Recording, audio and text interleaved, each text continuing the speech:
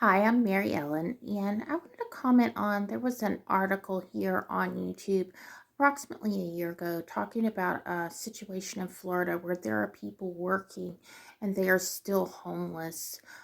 It's a big problem because rents and housing have gone up so extremely in such a short amount of time, not to meet wages. And I wanted to talk about some of the comments. For example, this person here, bless her heart, writes, I was approved by a house I was renting for $250,000 in early 2021. The lender said no to the house due to its age because we could not get homeowners insurance. Now I'm homeless because the owner sold it in April 2022 for $650,000 cash to a company, no doubt. For a one bedroom, I've I've used all my savings just to move out of the house after renting here 3 years. By the way, I'm a full-time working professional working for Sarasota County with a bachelor's degree, and I cannot afford more than $1,100 per month rent. Well, being a native Floridian, I can attest to that. She really cannot afford more than that for rent. She says within this that she makes $60,000 per year, too much to qualify for income-based housing. And that is a problem also. Basically, do not move to Florida unless you're a multimillionaire. It will bankrupt you. Now, that breaks my heart when I hear something like this. And there were many of these stories within this. And for example, this one, even an hour outside the city, rent is unaffordable. Most single people in average bachelor degree wage jobs.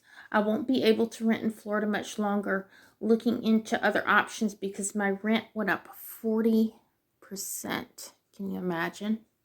Well, that really breaks my heart. However, I was shocked at these responses. I'm not going to do anything about the homeless because there are programs available to assist them. What people do with their financial planning is their business. Most tradespeople I know who wind up in financial dire straits have had multiple kids they can't afford and divorces that have left them bankrupt. I mean, no matter if that person just decided to leave them or was a beater. Nevertheless, let's let her continue with her voice of compassion. Um, and how is that my problem? Oh, that's right. It's not personal responsibility. Here's another little gem. Let's get this over here. Words of wisdom. Supply and demand. You want to live in a place with warm weather? Then don't complain when there's many other people. Wow. Well, that's interesting. I wonder what Jesus would say in response to this. Oh, wait, he already did. Let's read. Jesus' response in Luke 16:19 through 31. There was a certain rich man which was clothed in purple and fine linen, and fared sumptuously every day.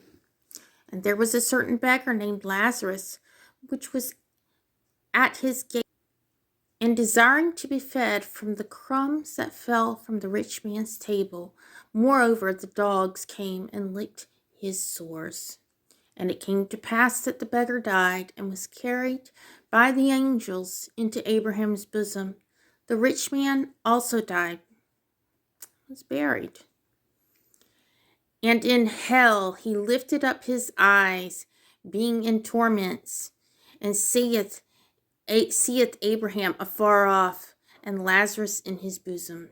And he cried and said, Father Abraham, have mercy on me. Send Lazarus that he may dip the tip of his finger in water and cool my tongue, for I am tormented in this flame.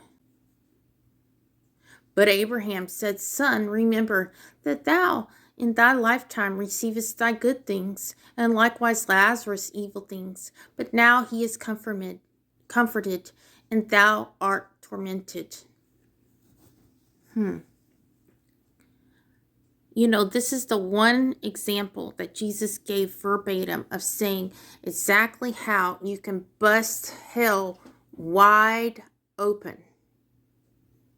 Not having compassion on the poor and those more disfortunate than yourself, particularly when you are financially blessed. Now, these people that responded may not have been Christians, but there are many Christians that I meet, and when I discuss these type problems, they say these same comments. Maybe we should all pray, including myself, and think about what Jesus is saying to us.